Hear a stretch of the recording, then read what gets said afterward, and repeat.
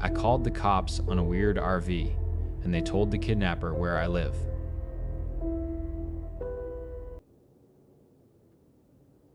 It started with the sound, a low diesel cough that settled in the back of my skull and stayed there. I live on a street of ghosts. My little house is crammed between two empties, on a block where half the lots are just skeletons of foundations reclaimed by weeds. It's a rough part of the city, sure, but it's my part. We're a tight bunch, the ones who stuck around. We know the rhythm of the place, which is why the cough of that engine felt so wrong. One of my neighbors, Luz, texted me, "Look out your back window."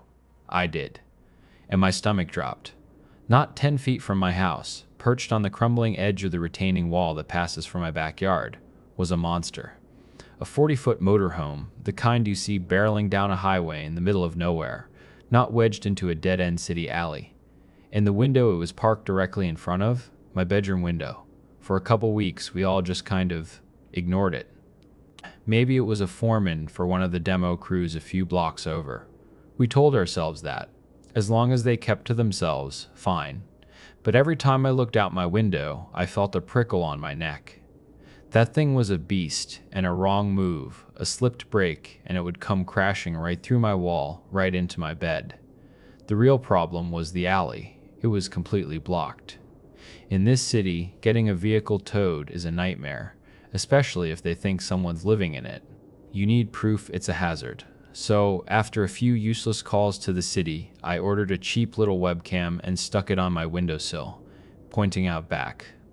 Then, I tried to forget about it. About a week later, I had some friends over. After they left, the house felt too quiet. I remembered the camera. I pulled up the feed, scrolling back through the last few nights of grainy black and white footage. I didn't sleep for a week after that. It was a ritual. Every night, just after midnight, the lights inside the RV would hum to life. A car, sometimes two, would ghost up the alley without headlights. Figures would get out, hauling heavy, lumpy sacks into the motorhome. Then they'd slip out. They'd move down the yard of the vacant house next to mine, into my own pathetic patch of dirt, and they'd begin. Methodical. They'd walk the perimeter of my little house, flashlights cutting sharp white lines across my siding, pausing at each window. Just for a second. Then they'd move on. This went on all night, cars arriving, leaving, the slow, silent patrol. Until 5 in the morning, when everything would just stop. My house is basically one big room on top of a garage. My bed is maybe 12 feet from those windows they were staring into. I remembered the string of armed home invasions we'd had the summer before. The arson that left a family homeless across the street. Vulnerable wasn't the word. I was a fish in a bowl. That night, I dragged my heaviest bookcase and dresser around my bed, creating a pathetic little fort. I called 911. The dispatcher sounded bored. Nothing was happening right now. It wasn't an emergency. Call the non-emergency line in the morning. Click. The next day, I went outside to bring in my shovel and rake. Anything that could be used to break a window. As soon as I stepped onto my porch, the RV door creaked open. A man and a woman stepped out. It was 40 degrees, but they were in shorts and thin t-shirts. Their skin had the color of old dishwater, their eyes like two burnt holes in a sheet. I gave a weak, neighborly wave. Nothing. They just stared, not at me, but through me. I scrambled back inside, my heart hammering. But not before I saw it. Mounted beneath the RV's awning were cameras, 6 of them. And 3 were aimed directly at my back door. One of them, a little black dome, swiveled slightly to follow me as I retreated. I was watching them. They were actively watching me back. I started living on their schedule. I slept during the day, and at night, I kept every single light in my house blazing. I felt myself fraying at the edges. Was I losing it? My friends tried to help. They're probably just scared, you know? Trying to find a safe spot. You have a camera on them. Why can't they have cameras on you? Maybe I was the crazy one. My neighbors were more pissed about the blocked alley than the nightly patrols. I had to go into the office one day, and I hated leaving my cat alone in that house. While I was in a meeting, my phone buzzed. A motion alert from my camera. I pulled up the feed. The man and woman from the RV were in my yard. They were hammering wooden stakes into the ground and wrapping yellow crime scene tape around the perimeter of my property. They taped off the alley entrance and set up a line of traffic cones around their vehicle. This was beyond weird. This was a declaration of something. A few of us started a group chat to keep an eye on things. A day later, Alistair, the ex-Navy guy who lives a few houses down, sent a frantic text. He'd caught the woman in his backyard with a chainsaw. She was cutting limbs off his ancient oak tree. He confronted her, and she just gave him the same dead-eyed stare she'd given me. He called the cops.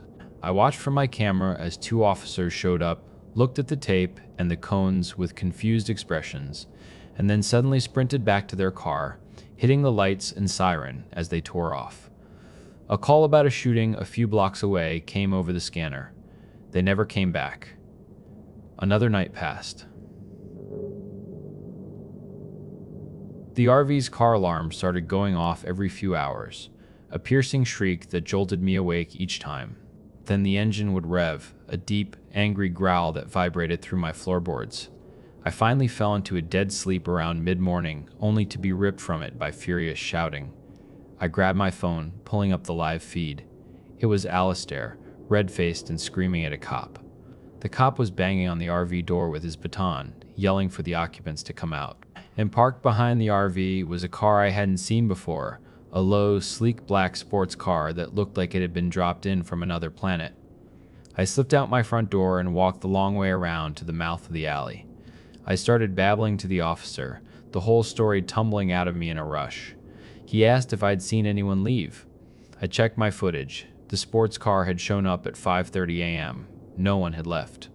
He told me the car was so new it didn't have plates, and the RV was registered to a dead man 3 counties over.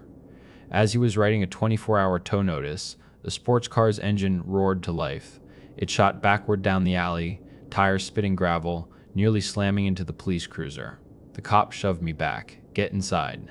Now I ran home, my hands shaking, and pulled up a police scanner app. Gang unit, domestic violence, Vice, CSI. They were calling everyone. My gut hadn't been wrong. It had been criminally optimistic. Later that night, the officer called me. He asked me to send him all my footage. I asked him what was going on. "I can't say much," he said, his voice heavy. "But this was a bad dude. A very bad dude. He's not getting out for a long time. We took the car as evidence. The RV is too big. We'll get a wrecker for it in the morning." I slept like the dead. For the first time in weeks, I felt a sliver of peace. It lasted until about 6 in the morning, when I was woken by the sound of shattering glass. 3 men in ski masks were tearing into the RV with crowbars. Another was on a ladder, cutting a hole in the roof with an angle grinder. I fumbled for my phone, dialing 911, trying to explain the insane context. The dispatcher sounded like she was rolling her eyes through the phone. "Sir, is it your RV?" "No." "Then you can't report it stolen." I hung up, dialed again, got someone else.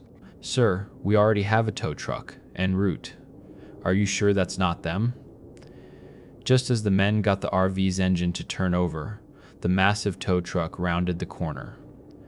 The RV peeled out, ripping up the asphalt, and fishtailed down the street. It was gone. Whatever the absolute fucking hell had just happened, it was over. Or so I thought. That's the epilogue, I guess. And it's the part that keeps me awake now. I spent $1,000 I didn't have on a real security system. Commercial-grade cameras, motion-activated floodlights that could illuminate a football field, and a siren loud enough to wake the dead. I thought it would make me feel safe. It just showed me what I had been missing before. For over a month, it went off constantly. At least once a week, my phone would scream, and I'd see some creep skulking around my yard, shining a light in my windows. Cars idling in the alley, lights off, for an hour at a time. There are 2 I can't get out of my head. The guy at 3 a.m., who crept up the alley in a low crouch, paused directly behind my house for a full minute, and then made a dead sprint for my back door before the lights and siren sent him scrambling. And the one who got past the camera's trigger zone. I was in my kitchen getting water when I saw him. A man's face, ugly and twisted, pressed right against the glass, his breath fogging up the pane.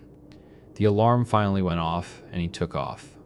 I watched on the camera as he tried to vault a retaining wall and completely ate shit on the other side. A small mercy. I filed a public records request for the arrest report. It took months, but I got it. My neighbor, let's call him Zev, had kidnapped his ex-girlfriend. He was trafficking her. She'd managed to call 911 from inside the RV, but she was so disoriented she gave them the wrong part of town. Zev had a rap sheet a mile long: burglary, fraud, weapons charges. A confidential informant told detectives the RV was an arsenal, packed with guns and homemade weapons. The informant also said that Zev told him point blank that if he ever got sent back to jail, he would find the person who called the cops and killed them. And there it was. At the bottom of the report, under the heading Reporting Party Complainant, was my full name and my full address. The police never found anything in the sports car. The RV and all the evidence inside it was stolen before they could get a warrant. The ex-girlfriend, the victim, apparently fled during the chaos of the arrest and has never been found. With no victim and no evidence, the DA dropped all the charges. Zev was released from jail 48 hours after his arrest. It's been 6 months since the last alarm.